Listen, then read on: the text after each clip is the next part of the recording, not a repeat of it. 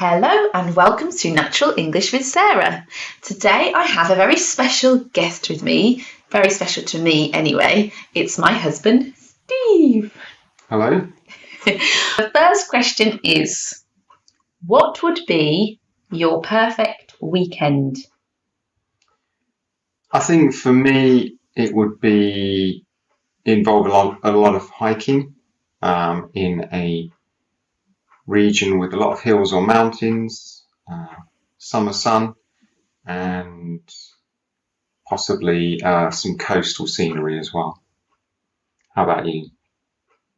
So for me, because our daughter is 3 years old, she's actually getting better and better at hiking and walking with us, isn't she now? She is. What do you think? How long do you think it will be until she can do, I don't know, a 5K without us having to carry her? Well, she probably can now, can't she? Do you think she can do 5K already? Yeah. I think if she's engaged, if she's not distracted or hungry or tired. Which is never. Yeah. Which is never. There is that. So maybe she can do about 5K. How many miles is 5K? It's 3 miles. 3 miles. Yeah. Oh, actually, yeah, she can probably do about 3 miles already. So the big long hikes that Steve and I have done in the past, 10 miles plus, that's obviously a little bit further away. But for me, the perfect weekend is being in the mountains with Steve and with Grace. And Steve, what do you like to do to relax? Well, it would probably be one of two extremes. I either would lie down and listen to, say, a Christian meditation, which would just help relax me maybe for 10-20 minutes, or be the opposite, do something very vigorous, very hard work, physically and mentally. So I like doing calisthenics. I like which is bodyweight exercise. I like doing self-defense training, or maybe running, or hiking in the mountains, up a steep mountain or hill. Anything that gets the blood pumping and my mind focused on that rather than anything that I might be stressed about.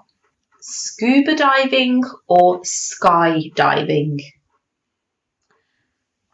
I would go for scuba diving because I've always thought that would be interesting to do. To sit maybe on a coral reef or something, to see all the sea life under the water in a clear sea. I think that would be interesting. And I also perceive that as less risky. And it does come with risk, but I perceive it as less risky than skydiving. Okay, for me, I have done both skydiving and scuba diving. So you didn't tell me about the scuba. Oh, I thought you knew. When I was in Australia, I went travelling for a year around Australia, and I did scuba diving, just the first initial course of scuba diving. In an indoor swimming pool? No, a proper ocean. Thank you very much. It was the proper ocean, and it sounds really cool to say, yeah, I've done both of these things, but actually I didn't like either of them. I've told you about the skydiving incident, and I'll just share it with you, but skydiving, there was a group of us and we were travelling around Australia together. There was a group of girls and I decided to go skydiving because I just thought it would be really exciting and adrenaline rush. But when I jumped out of the plane, no one had told me beforehand that if you had had a cold at some point, then it's probably not the best idea to do it because your ears can be quite blocked and it can be painful. And I jumped out. I had a tandem, so there was another person with me jumping, the instructor, not just me. But as I jumped, I could feel straight away a really severe, very painful, sharp pain in both ears. And it was so painful that I was seeing all this beautiful scenery and like, oh, wow, it's amazing. And they were taking photos and I was trying to smile. But when I landed on the beach, I was just like, Oh, my poor ears. So yeah, unfortunately, that wasn't the best experience for me.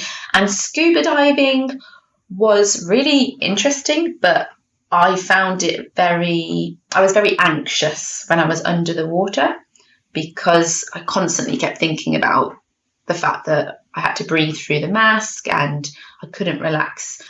Okay, a question for you because you're a lot more into the series on TV than I am. But what was the last series you watched and how do you feel about it? The last series I finished watching was The Mentalist, which is, I guess, somewhat older series. I think it started filming mid 2000s, maybe 2006 or 2008, and it ran for a few years with Simon Baker playing the lead character. And he's a former television psychic who wasn't really a psychic. He just has very acute powers of observation, and he uses those to pretend to people that he's a psychic, and he's able to make a good living off that. But he's since become reformed because of some traumatic events in his life, and he works with the fictitious, I believe, California Bureau of Investigation, who use him for these amazing powers of deduction and observation. So it's a very interesting series, and if you like that sort of thing, there's usually a murder at the start of each episode. If you like that sort of thing, I could recommend it, but if you don't, then find something else. Yeah, so my favourite series is something that we watch together, and that's The Office, the US version of The Office. I really don't watch any TV apart from that. I do watch quite a lot of YouTube. I follow some families, some teaching and childcare and English, different people on YouTube. But I enjoy The Office because I find it a good way of escapism. It's very funny, and I think that as the weeks go by, you really understand the characters, and the characters themselves, some of them are so funny that they just have to say one word and you just burst out laughing, don't you? So yeah, for me, The Office is really good form of entertainment. I'm gonna keep that in. And it's the only thing that we watch on an evening. So when it's finished, it's the only thing we can agree on to watch. That's the reality of it.